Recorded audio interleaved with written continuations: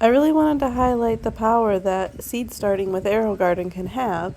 I'm showing you guys my Loofah plant, and first I'm going to show you the one that I started in soil. This is the oldest of my seedlings, and you can see that it's kind of scraggly. It's actually growing away from the trellis, so I'm actually going to have to manually attach that to my arbor here.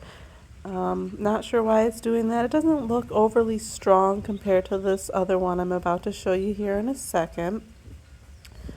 So let's pan over. I want to show you guys the one that I started in my Aerogarden. And remember, this first one is the older one. Now here's the one I started in the Aerogarden. You see it's self-clinging to the arbor. It's using its little tendrils. It's climbing up. The leaves are absolutely huge on this one.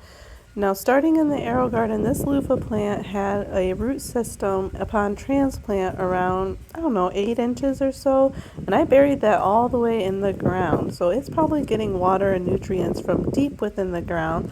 The soil starting one, it didn't have the opportunity to grow such a large root system. So here I am going to show you, these were direct sown into the ground, these other two seedlings that I'm showing you now, and they're looking pretty good.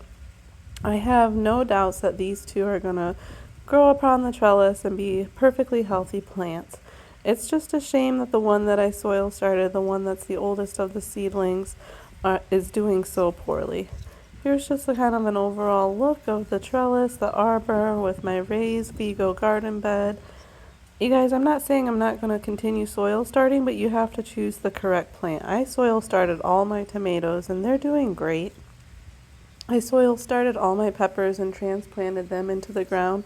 They're also doing great. So just pick and choose which ones work for you. You might have to do some experimenting.